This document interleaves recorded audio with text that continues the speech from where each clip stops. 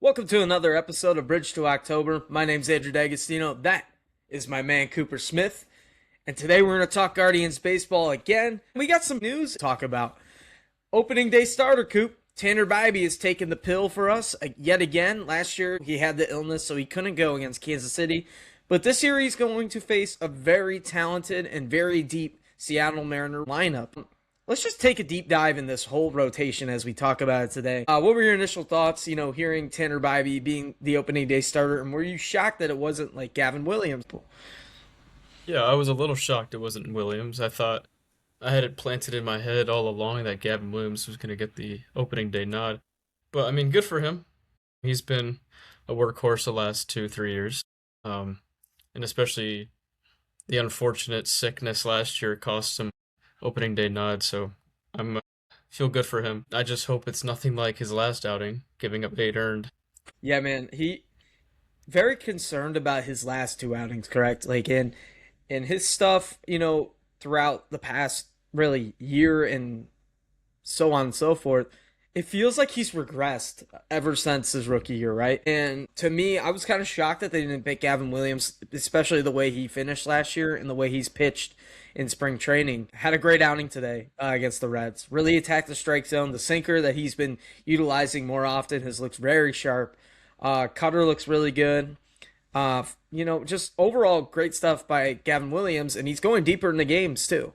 But yeah, Tanner Bibee's getting hit hard. Obviously, he hasn't given up a walk yet in spring training. But what do you think about all that? Yeah, I mean, maybe he's a little too much in the zone. I mean, you can walk a guy here and there, Tanner, but I mean, he's got 19 strikeouts and no walks. I mean, he's just throwing things down the. Yeah, I think he's gonna be okay, but I just hope he can turn it around after that 8 earned disaster. Yeah, and he's given up six home runs in spring, which is, quite a lot, and only 23 innings of work, correct? So, Yeah, he um, gave up a lot of I home don't think runs it's. last year. Yeah, he did. What was he like second in the league? He gave up home runs or something like that. I'm not sure Yeah, he off the top of my head. gave up quite a lot last year. But yeah, I don't think it's too concerning. Obviously, it's something to keep an eye out, right? These are still games, even though they don't hold too much weight. You can take it with a grain of salt. This is spring training, but he's been working a lot on his cutter, his fastball. Mixing up his pitches. He's obviously a guy that tinkers a lot with the stuff, and he works with Carl off like a bunch of like just a lot. So, but I do want to talk about Parker Messick. He did make the club, and what were your initial reactions? We both thought that Logan Allen was going to make the team, but we both also said on the show that we think that Parker Messick was the better pitcher, and he showed it this spring. Obviously, working, adding new pitches to his arsenal, really in the zone. And Stephen Vogt was very high and praising him this week. In an interview with MLB Network, saying that he was doing, a bunch of backfield throwing more than any other pitcher this spring. So, what are your initial thoughts about Parker Messick? What do you expect from him this year? Yeah, good. I mean, him and Allen were battling out for the fifth spot, and after Allen gave up probably one of the worst performances I've ever seen, spring training or not. What was it, 2 1/3 with 12 earned? Yeah, he got pulled three What was it? He got times. pulled in the second, came back in the third. It got pulled in the third. It came back up for the fourth. He got pulled for the fourth, and it was just done. Yeah, you got to send him down. But yeah, I'm happy for Parker. I think he's better than Allen in a lot of metrics, and I expect him to take a big leap this year. Yeah, for sure. And he's another guy that a lot of these pitchers who attack the strike zone, maybe a little too much, but he's got good stuff, obviously, and he's shown that in his small sample size last year. I do want to see him take a little bit of a level up, especially if Joey Cantillo continues to struggle like he is right now. Um, but for me, man, I'm just more looking into consistency with these guys, right? Obviously, they're tinkering, they're trying to find rhythm and all that, because it's so early in the year. Um, but yeah, man, I'm excited to see how he does in this type of environment. Me too. I'm really excited. He was really impressive last season to the point where I thought they could have started him in game 3 of the wild card series. Yeah, I was kind of shocked last year when they left him off the postseason roster for Cantillo. Obviously, Cantillo had that very solid September, like all those pitchers did. But Parker Messick, continued to show you he had some great outings against Tampa Bay, Detroit, going deeper in the games. Obviously, in his major league debut against Arizona, he went 5 2/3, and he was just stellar. But this is another guy that especially another development year under Carl Willis, can take another step. And I just want to get, an overall picture, man. I'm a little concerned about the way Cantillo has been pitching, especially this spring. Command has always been an issue for him.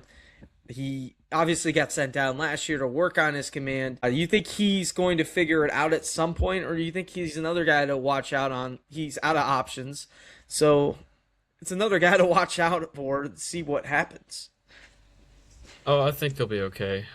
We both kind of talked about him a lot this spring and how poor he's been, but again, it's spring training. He's just trying to work on some stuff. I think he's going to be just fine against the Mariners. I assume he's going to pitch probably the last game against the Mariners. Yeah, to me, I think he might be the fourth starter, right? Because the way they're projecting it is that Messick is going to be the fifth, but he's also pitching before Cantillo, correct? I believe so. Yeah, Let me check because that real I know quick. it's Bibby's game one. Williams already been announced for game two, and then it's probably going to go Saccone, um, then Cantillo, Messick. I would assume. Yeah, Sacconi's pitching on Monday. Yeah, so Messick's pitching Tuesday. Yeah, so Messick will be the four. So that's It's going that's to be the kind of four. interesting. Yeah, I would expect it the other way around. Yeah, good for Someone him. more experienced. Yeah, We'll I see. mean he's he, 3 CERA right now, really competing, really just battling out there. I like his stuff. I'm just excited to see how Parker Messick does, and I'm excited to see what Slate Ciccone does. Obviously, another guy that's tinkering with stuff. Not very. We weren't very high on him coming into this year, but man, he had something to prove in spring, and he completely balled out really in spring training. Guy that's going to be slated as our third starter coming into the year. What do you think about Slate Ciccone as the year progresses towards opening day? Yeah, I've been really impressed with him this spring. Last year, I saw flashes of what could be a really good pitcher, but then there was another side to that where I'm like, wow, this guy is getting really lucky. And the baseball savant page showed that. But yeah, this year, I mean, he's limiting the hard contact. He's got a 2.13 ERA and 12 and two thirds. Good K to walk ratio. He's sitting, what, 96, 98? And that new cutter is Yep. playing well for him. So I'm really excited to see the next step he takes. Yeah, for sure, man. And he's got all the tools to be successful in this league. Obviously, a great breaking ball, former first round pick. The Diamondbacks were very high on him, but obviously they were buying then trying to win last year when they got Josh Naylor. But to me, Slate Ciccone, if he could be a workhorse like he was last year, getting deeper in the games, taking pressure off our bullpen, because Stephen Vogt said it yesterday on MLB Network. This is going to be one of the deepest bullpens he's ever had. But to get, the most out of them, we're going to need guys to get deeper into games. So, if Saccone can take that next step to get to, a good solid three in this league, I think that's going to be perfect for this ball club. Yeah, I think down the stretch, a lot of these guys just pitched later in the games, which took a lot of pressure off the bullpen, and I don't know why that would stop. So I look to see them continue doing that. Yeah, for sure. And let's talk about this bullpen, man. And there's been a lot of news about this bullpen. Obviously, Peyton Pillette, Rule 5 draft pick that we were both very high on, made the ball club. It's just stellar stuff from him. I'm happy for the kid. A limited amount of innings pitched for him, but he showed flashes, reaching up to 98. He's just got all the tools in the basket that you need to be a successful pitcher in this league, coming out of the bullpen. So I'm excited to see what Carl does with him. Cody Hoyer, he also got optioned today. And then Sean Armstrong makes a team as expected, but a veteran guy that has been successful in this league in the late innings. Um, Stephen Vogt said, and I mentioned this earlier, that this is one of the deepest bullpens that he's ever had as a manager.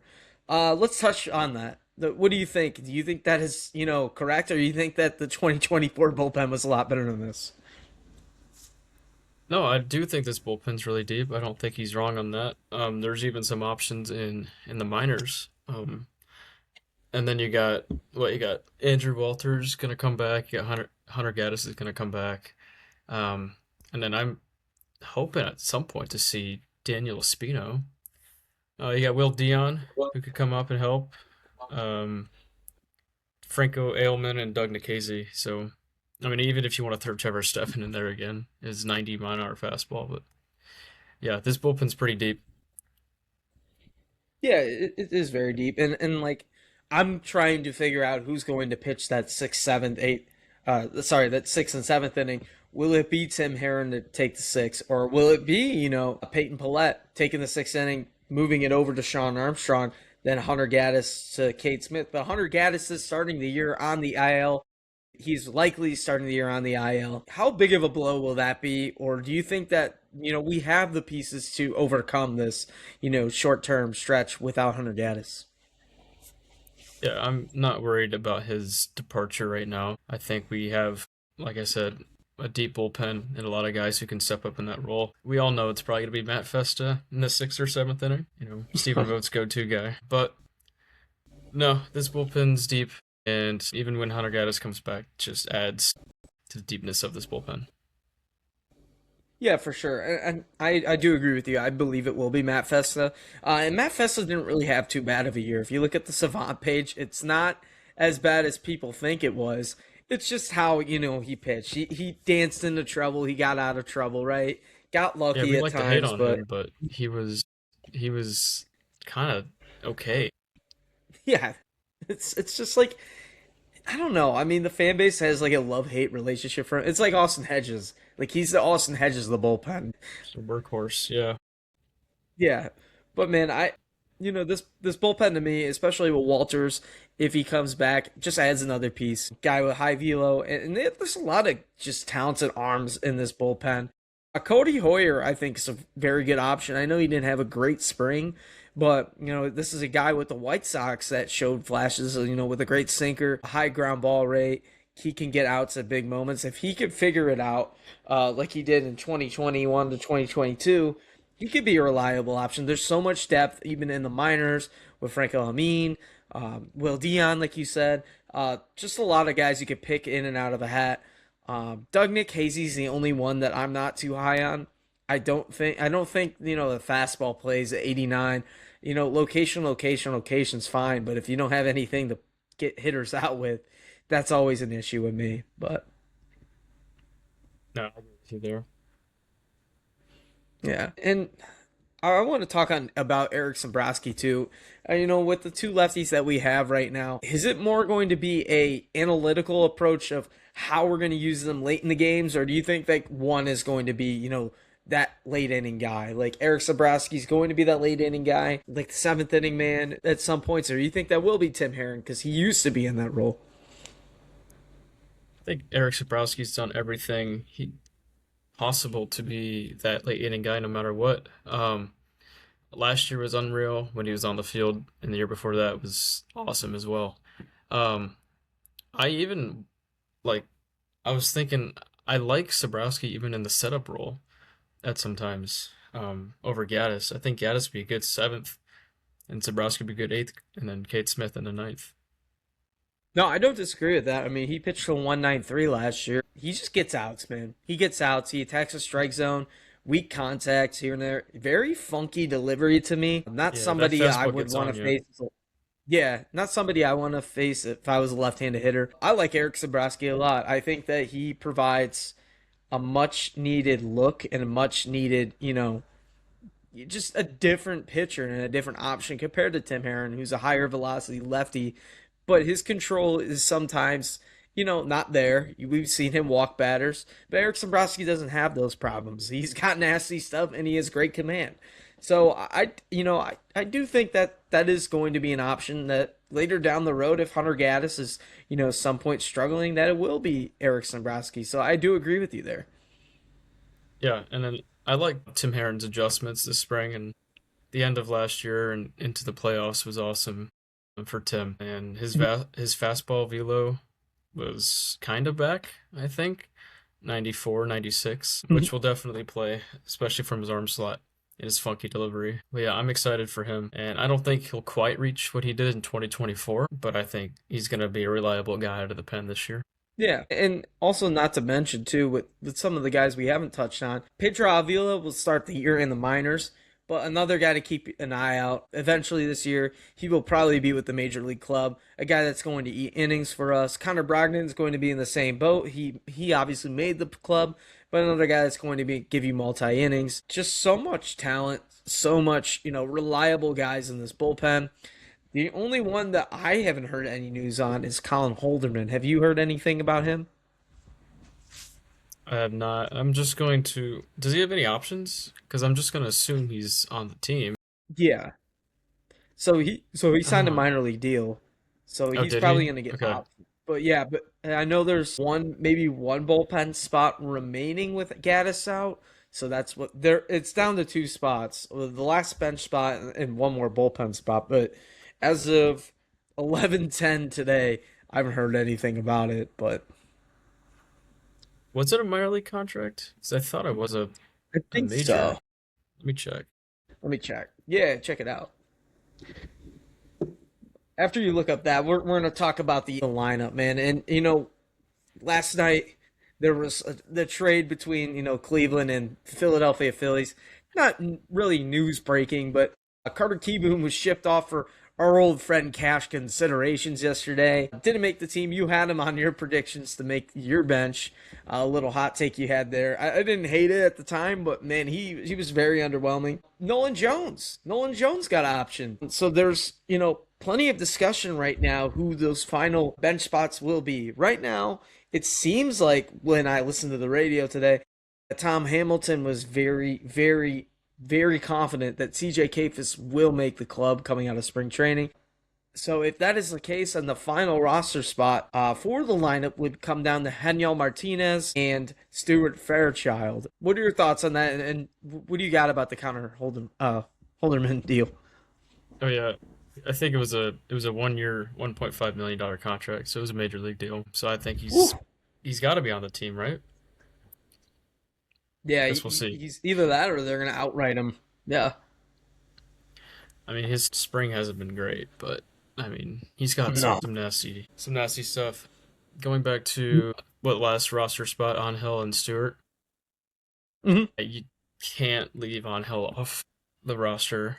At this point, he's had one of the best spring trainings in baseball. Just hit another home run today. He's just looking more like a complete hitter. I mean, he's still chasing a lot, which I hope he can cut that percentage down, but he's smoking the baseball from both sides of the plate, which is good because we thought he should just hit righty. If he can Yeah. show that he can hit both sides of the plate, that'd be even more of a help for this ball club. Yeah, for sure. And especially with a club for years that has not gotten any production out of the outfield, any spot of the outfield except for left field, the past couple of years with Stephen Kwan, it would be a huge boost. Switch hitter, high contact rate right now in spring training is hitting the ball gap to gap. Obviously, he hit a home run today, he hit a home run the other day. He's showing power that he didn't show a year ago. I know he had 11 home runs, but still, I mean, a lineup with no power that showed last year was bottom 10 in the league in home runs.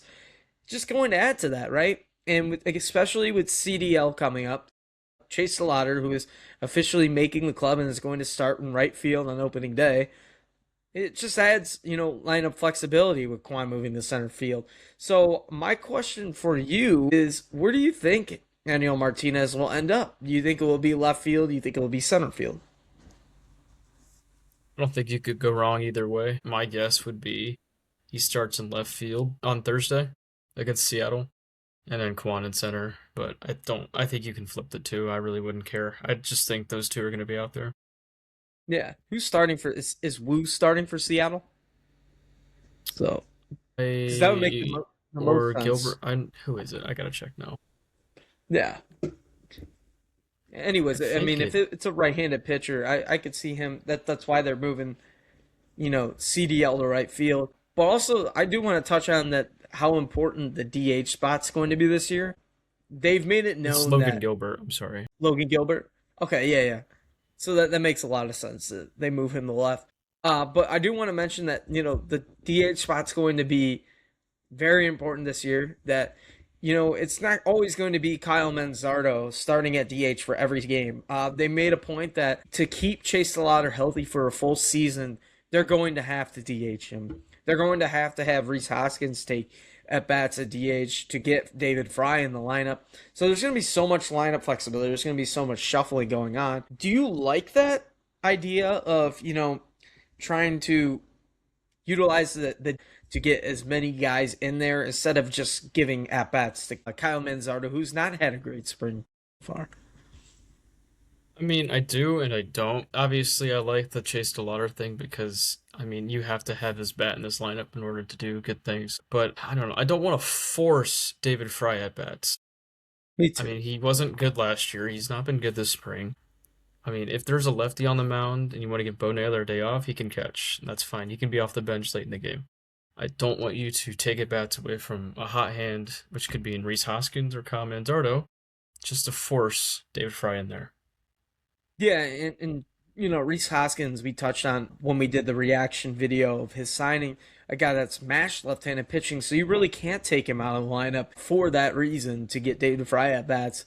And honestly, man, I'm gonna be one of the odd ones out here. I think I'd rather see Austin Hedges catch over David Fry catching, because I think the offensive production, it's not the same, but I'd rather have Austin Hedges' defense be in the lineup against lefties than David Fry's at that point. Because if David Fry's not going to produce offensively, might as well just put Hedges in there. I don't hate that. I mean, David could come in late in the game and pinch hit Yeah. for Hedges and then catch, but yeah, I don't hate that. David can also play first. I would say outfield, but apparently he's not going to be out there at all. Doesn't sound like. No, and But they're talking about how worried about his arm is, but once you know, if they're so worried about his arm, why is he catching? Because catching is basically pitching. How many times is the catcher throwing back the ball back to the pitcher, right? So you're throwing what 20 more times than you would as an outfielder. I know it's a longer throw, balls in the gap and all that, but if there's that concerned, I mean, why not try him in the outfield, right? yeah, I don't know. Maybe they'll put him out there. Maybe they'll shock us one day, but Yeah. I don't know. I mean, there's a lot of interesting spots talking about with this lineup. Obviously, the two middle infielders, Brian Rocchio will be the starting shortstop, and Gabriel Arias will be the starting second baseman. If things don't go well, there's a man named Travis Bazzana knocking on the door right now. Had a home run yesterday and the grand slam yesterday. But man, I just want to let's talk about this. Like, could you see, you know, if both of them struggle at some point, some different looks that we could see out there, some guys that you think that could slot in at shortstop or second base as the year progresses. I think we're going to see Bazana sooner rather than later. My prediction we'll see him sometime in April, which people are saying like late summer. I think he's played his way to April or May. But no, I think we'll see either Rokio and Arias in one of the spots at least every day, along with Bazana. I don't really see anybody else this year. Maybe Ganao wasn't really impressed with Brito, and you know that. Maybe we'll see him at some point. I think we'll see a lot of Rokio and Bazana this year. Yeah, I do too. I just, assuming they both had great springs, obviously, right? But assuming if, they don't live up to expectations, this club's going to move on, whether it's internal or external options. And the way the trend has been with this ball club, it's been more internal, right? So for me, if one of the two don't pan out, we'll see Travis Bazzana play second base. And maybe slot one over the short. Maybe Rocchio tries shortstop, which I don't like his arm there. But I don't think Eniel Ganel is that far away as people think. I know he's young. He's got to add more muscle. He's got to add more pop. But I think his, contact ability and his at bats that he put up is more major league ready than Juan Brito right now. Because Juan Brito is one chasing out of the zone and the defense is dreadful. Yeah, I'm excited to see Ganao. I don't know when we will. My guess is next year if there's a season. But yeah, I'm excited for him too. Yeah, and it's there's a lot of questions regarding a lot of these players in the middle infield and really in the outfield too, right? Because we don't really know what we're going to get out of a full season of George Valera, right? He's starting the year on the IL. Obviously, Martinez, we touched on, is going to play left field. But it seems like, Petey Halpin, who had a great spring, is not too far away from cracking the Major League roster either. What does it have to take for him to play in the major leagues? And do you think he's really that far away? Because me personally, I think he was like an injury away from making the ball club. Juan Brito? No, Petey Halpin. I'm sorry. No, you're good. Yeah, he really impressed all of us this spring. I think he's gonna come up pretty soon, especially if there's an injury, because his outfield is pretty injury riddled. Yeah, he showed a lot more pop this spring, which was kind of shocking. Yeah, the 3 home runs. He had a Yeah, 952 OPS, man. Just kind of his swing adjustments too. Last year he had more of a flatter swing. This year he's just, quicker launch angle, quicker launch quickness, getting the bat to the ball, getting the barrel of the ball. And he showed some impressive pop for, a smaller guy compared to some of the other guys we have in the ball club. But him and CJ really um, draw a lot of questions for me, just for how we're going to use him, right? Obviously, CJ, if he makes the ball club, he's going to play more outfield than first base. Or it could be the other way around. We really don't know because they haven't really give us any answers that way. But what are your thoughts about, if both of them come up, where they slot at? I think they're both in the outfield, but I think CJ could play a little bit of first because he's pretty sound defensively over there. PD is always in the outfield, but I want to talk about CJ a little bit. Do you think he's going to make the team? I mean, there's like one spot left, I think, or two. Yeah, I think he will. Just because Okay. of the pop and because of how he produced last year. Obviously, he's got the tools in the tool bag. Great hitter, great eye, very good and sound defensively at first base and even in the outfield. But to me, man, if he does make the club, I don't see him playing too much. I think he's going to have to push his way onto the like in the lineup every day, especially the way Martinez has been playing.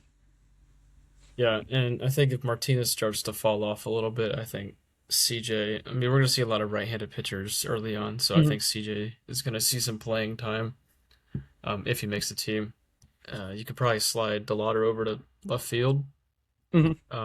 or they're not going to, if they want to give him a day off, the rest of his body, you could see CJ and Angel out there. Yeah, for sure. And I'm just gonna say this too. Manzardo has been struggling, like we touched on in spring training. Let's say he continues to struggle. He's batting 130 in the month of May. Don't be surprised if you see CJ Kayfis taking at bats and taking at bats away from Kyle Manzardo for that reason, right? Because this is a team that's trying to win. I know that, we have plenty of young guys. We're just trying to find out what we have right now.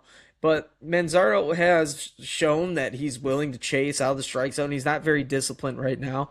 And when he struggles, he continues to do those things. And Kafis doesn't do those things. And that's why I think that he will take, eventually, if these struggles continue, he will take at bats away from Kyle Manzardo. I think Kyle's going to be fine. He's been Mhm. having a decent week, so I think he's getting hot at the right time. Mhm. I just think it was a slow start to the spring. He's too talented to continue this. I still think he's going to hit 30 plus homers and hit around 230, 240, which would be Mhm. awesome. Yeah, man, I'm not too concerned on him. I just think that, because of the slow start, you never really know with the game of baseball what his confidence would be, right? If he lets that ride over into the season of, mopey jopey, not getting the results he wants, right? So that was my point of view. But I don't see him continuing to struggle the way he is. That's just my point. But no, I agree too. It is going to be interesting if Fairchild makes the team, what his role is going to be.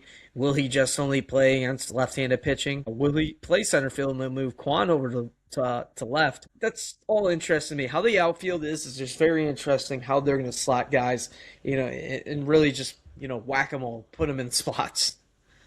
It's a good problem to have. Too many Mhm. guys, too many talented guys. Don't know where to put them. Yeah, for sure, man. Well, I mean, do you want to talk a little bit about Nolan Jones and what you expect from him? In the minors, if you think he I makes mean, a club at all. I do because it's a long season and I'm sure injuries are going to happen. But now, I mean,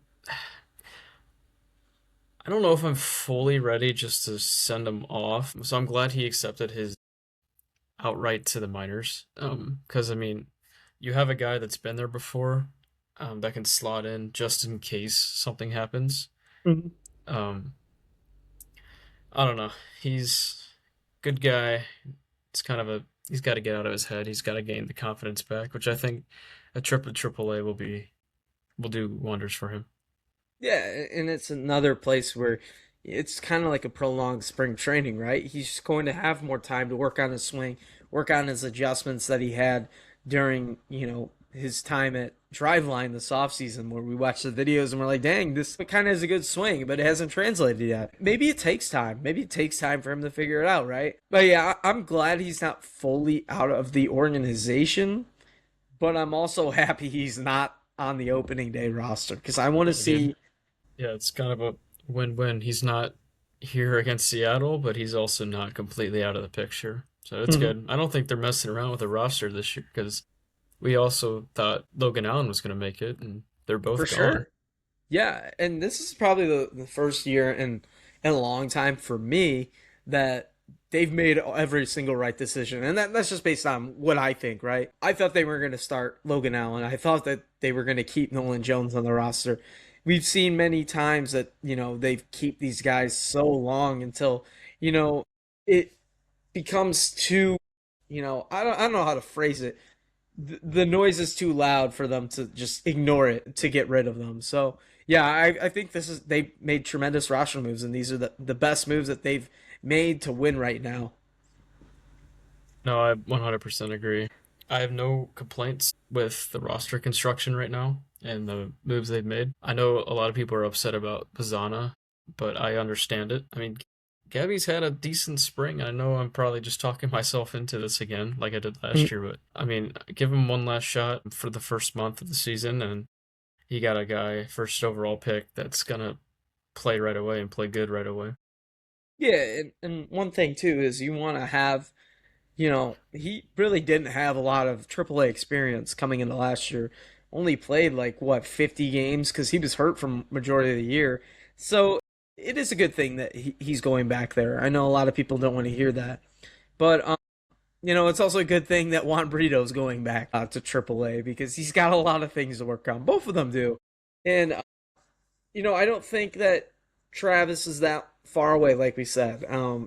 But it will take time. It takes time. He is. I know he's older for his draft class, right? He's a number one overall pick. He's older than Nick Kurtz. He's older than JJ Weatherholt. He's older than all those guys that were, slated to potentially make their clubs. But this is a game of baseball. You got to be patient with your top guys. You got to give them development. You got to give them, time to make their strides, right? Yeah, I mean, rushing guys is how you create quad A players. So I'm glad. I mean, there's a fine line between waiting too long and then rushing him. I hope they don't wait until the summer. I hope he's up in Cleveland next month. But yeah, he's the type of guy that's just gonna step in the box and hit major league pitching right away. Yeah, he's a major league hitter. We saw it in the WBC too. He was grinding out at bats left and right. He's gonna be a doubles machine, dude. I think he'll be a 30 double guy a year. I think he'll be top 15 guy in the American League every year in doubles. 800 career OPS guy. I'm excited to see what he does. I've heard a lot of people were not impressed about his defense. That to me hasn't been an issue watching him. I think that's just the Cleveland narrative to keep him down. But yeah, man, I do want to. After you answer this, I do want to. Before we close out the show, man, Johanski Noel has been raking for the Orioles. I just want to hear what you got to think about that. I've not really paid attention to him. Is he doing well? Yeah, dude, I saw he he's hit a he's grand one slam. he's one dot in it right now. Oh man, hold on. Yeah, Let me see some of his stats. John Kenzie Noel is what's he doing? Wow, 364, 440, 682 for a 1.122. Good did for we him. break him? No, I don't think it's he's going to succeed. Yeah, it's not a long term, no, right? no, not at all. Is he? He's not gonna make the club, right? I think there's too I don't many. think so. He's got options though, right? So don't really Oh think yeah. he. Let me see. No, that well, they said they sent him outright to Norfolk Tides, whatever it is. But that was on January 14th. That's the last notable transaction he has on his profile. See if there's any news. Big Christmas. In the big Christmas realm. I'm trying to see who else is. I've not heard anything. Check out Tyler Freeman. Check him out. Is he doing well? Yeah, I want to check how he's doing. We're getting off the rails here, but why not? He's batted 380 with the 840 OPS. Only 20 at bats though. Did he get hurt? I don't know. I'm. I don't. I don't miss Tyler Freeman as much as the other guys do. Yeah. I don't know. Well, I thought if he stayed, he would be their opening second baseman last year. Opening day second baseman. But it was just me. I don't know. I mean, I kind of thought that at some point too. I thought Hmm. Juan Brito last year as well, but Yeah. Yeah, man. Well, that's going to do it for us here on Bridge to October. We appreciate you guys for joining in. Tune in Wednesday when we break down and preview our first series of the year against the Seattle Mariners. We'll break it down for you. We'll give us our thoughts. Ask any questions in the comments below of what we think is going to happen and what we expect. But Coop, I appreciate you for having us for joining us again, and we'll see you guys next time.